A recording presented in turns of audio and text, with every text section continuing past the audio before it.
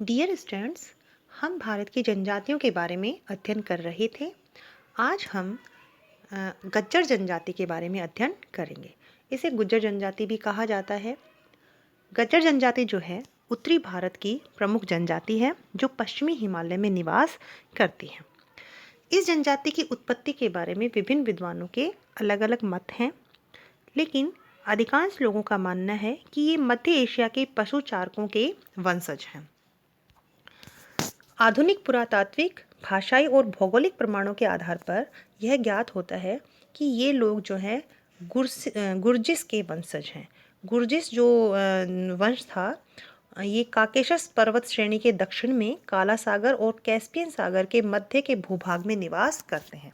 जैसे कि ये मानचित्र में ये एरिया दिखाया गया है, कैस्पियन सागर, काला सागर और काकेशस पर्वत। यहाँ पर जो ये लोग निवास करते हैं इनको गुर्जिस कहा जाता है, जो कि जॉर्जिया गणराज्य में स्थित है।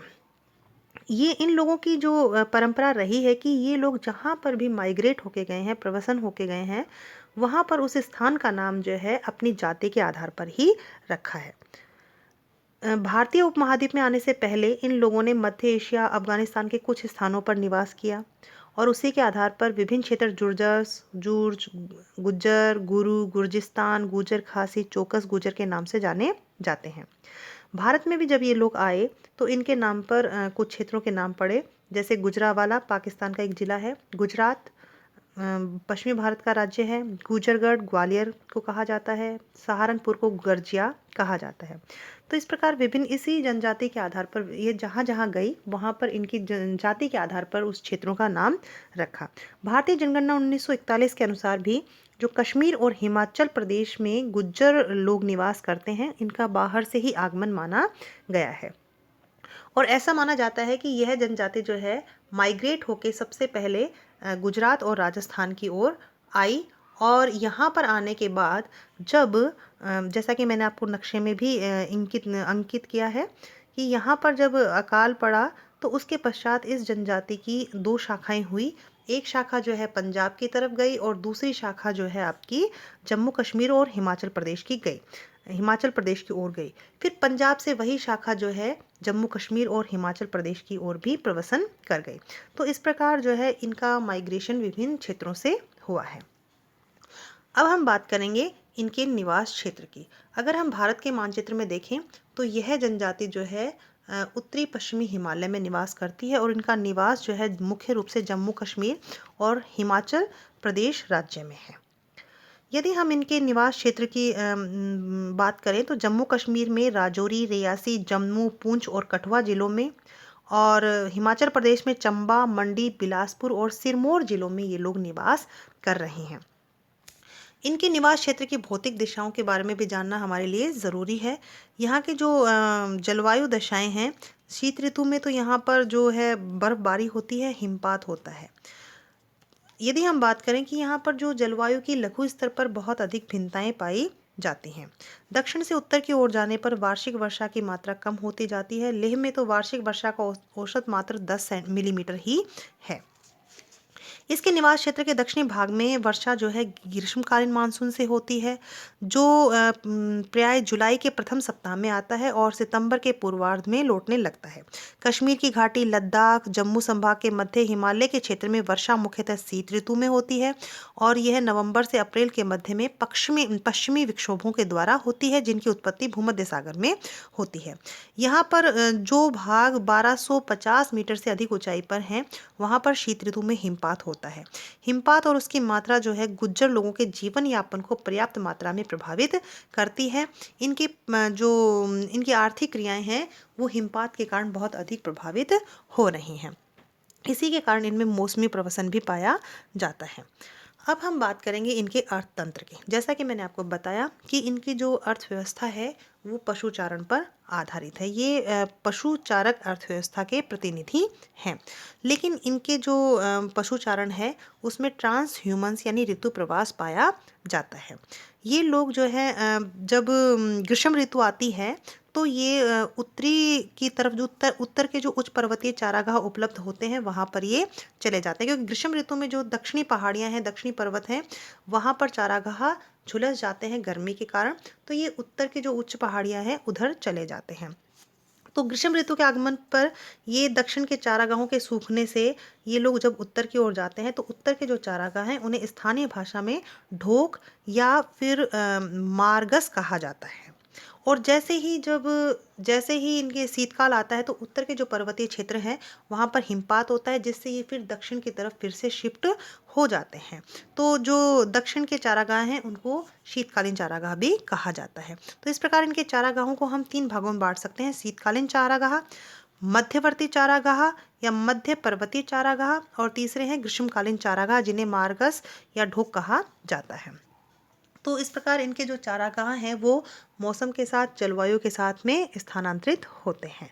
अब हम बात करेंगे कि जो पशु चारण करते हैं, इसका जो प्रवसन है ये समूह के अंदर करते हैं।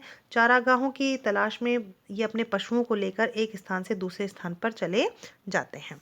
तो इस प्रकार इनमें जो है ऋतु प्रवास पाया जाता है। अब हम बात करेंगे इनके भोजन, वस्त्राभूषण और आवास की।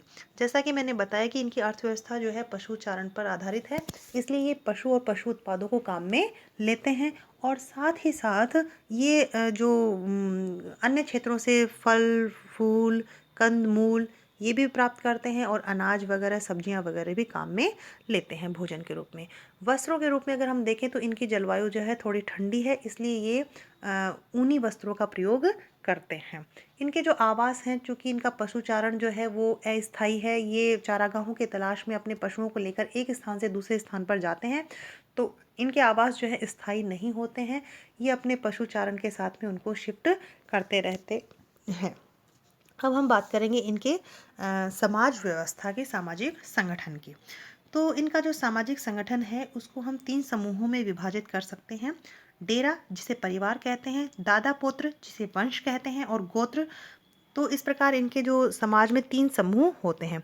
डेरा यानी परिवार जो है सामाजिक संरचना की मुख्य इकाई है, और एक व्यक्ति अपनी स्वतंत्र गृहस्थी स्थापित करता है विवाह के पश्चात। जो डेरा जो है उसमें 5 से 6 सदस्य होते हैं, और डेरा में या परिवार में जो है श्रम का विभाजन होता है। स्त्रियां जो हैं घर के कार्य करती हैं, और पुरुष जो है पशुओं को चराने, अपने औजारों की मरम्मत करने, जड़ी बूटियां एकत्रित करने, जंगली पशुओं का आखेट करने का कार्य करते हैं। तो जो डेरा है वो परिवार की एक प्राथमिक आर्थिक इकाई होता है। इसके बाद जो हम बात करेंगे कि डेरों को मिलाकर जो है वंश यानी दादा पोत्र बनता है। चारागाह का जो बंटवारा होता है वो किसी व्यक्ति विशेष को न करके वंश को आवंटित किया जाता है। एक वंश परंपरा में लगभग 200 व्यक्ति शामिल होते हैं। सामान्यतः एक गुज्जर पिता अपनी पशु संपदा को पुत्रों में विवाहित हो जाने पर बांट देता है। इस प्रकार वंश में कई पीढ़ियां सम्मिलित होती हैं, जिसमें दूर के संबंधी और भाई भतीजे भी शामिल रहते हैं। वंश एक शक्तिशाली प्रशासनिक इकाई भी होती है। प्रत्येक वंश का एक मुखिया होता है जो अपने पूरे समूह की सामाजिक, आर्थिक और राजनीतिक क्रियाकलापों के लिए उत्तरदायी होता है। वंश के मुखिया का पद ज्येष्ठाधिकार के आधार पर मिलता है, या तो पिता की मृत्यु होने पर अथवा पिता के अवकाश पर चले जाने पर यह पद उनके बड़े पुत्र को प्राप्त होता है। अब हम बात करेंगे गोत्र व्यवस्था की। तो जो गुज्जर समुदाय है वो कई गोत्रों में विभाजित होता है। एक कुल के सदस्य एक ही पूर्वज के वंशज होते हैं। इनकी गोत्र व्यवस्था हिंदू गुज्जरों से ली गई है। गोत्र का नाम प्राय इनके नाम के बाद में भी जोड़ा जाता है। अब हम बात करेंगे जिरगा की। जिरगा जो है वो गुज्जर जनजाति की पंचायत है, एक संस्था है, यानी पंचायत के रूप में एक संस्था होती है जो विभिन्न सदस्यों के बीच आपसी झगड़ों को सुलझाने का कार्य करती है। यदि हम देखें कि जो गज्जर जनजाति हैं उनमें स्त्री पुरुष के अनुपात में बहुत अधिक असमानता है। यहाँ पर 1000 पुरुषों के पीछे मात्र 856 स्त्रियां ही हैं। तो इनके जो जनसंख्या असंतुलन का प्रभाव है वो विवाह के स्वरूप पर भी दिखाई पड़ता है। हिंदू गज्जर जो है शादी को पवित्र, व मुसलमान गज्जर इसे लंबे संपर्क बनाने का साधन मानते हैं। इनकी शादियां भी रोचक होती हैं। इनमें खरीद विवाह, घर जमाई, सेवा विवाह और वाता साता प्रमुख हैं। संपन्न गुज्जर जो हैं वो मंगनी की प्राय 8 वर्ष की प्रारंभिक आयु पर ही कर लेते हैं, और इस मंगनी की तिथि से 5 वर्ष पश्चात विवाह किया जाता है। विवाह जो है ग्रीष्म ऋतु में किए जाते हैं, क्योंकि इनके पास में पर्याप्त समय होता है। विवाह के समय जो है वर के पिता जो है मेहर की राशि पशुओं जैसे पशुओं, जवाहरात, धन और संपत्ति के रूप में निश्चित करते हैं। विवाह जो है इस्लाम रीति रिवाजों से होता है। विवाह का समापन एक समारोह से होता है जिसे रुखसती कहा जाता है और यह विवाह के 3 या 4 वर्ष के बाद होता है। तलाक की घटनाएं इनमें कम पाई जाती हैं। विधवा पुनर्विवाह भी होता है। इनके जो मुस्लिम धर्म के अनुसार इनमें दफनाने की प्रथा भी है।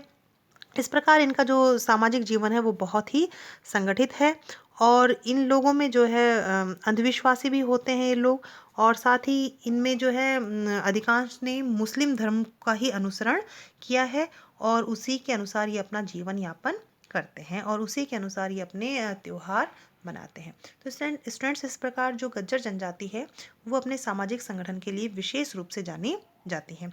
यदि हम बात करें इनमें 3 संस्थाएं प्रमुख हैं। एक तो प्रकार्यात्मक समूह, दूसरे हैं काफिला और तीसरे होते हैं जिरगा। प्रकार्यात्मक समूह जो हैं वो जो दैनिक जीवन के जो कार्य करती हैं ये पशुपालक इकाइयां हैं जो अपने स्थान पर रहकर ही पशुपालन का कार्य करती हैं। अपने जीवन के अधिकांश समय में ये ऋतु प्रवासी इन प्रकार्यात्मक समूहों के सदस्य रहते हैं। काफिला जो है दूसरा महत्वपूर्ण प्रकार्यात्मक समूह होता है। इनमें यह परिवारों का एक समूह होता है जो मौसमी प्रवसन के समय एक साथ ही विचरण करता है। इसके अलावा जरगा के बारे में मैंने आपको बताया जो इनकी एक पंचायत होती है। अब अगली क्लास में हम नागा जनजाति के बारे में अध्ययन करेंगे। धन्यवाद।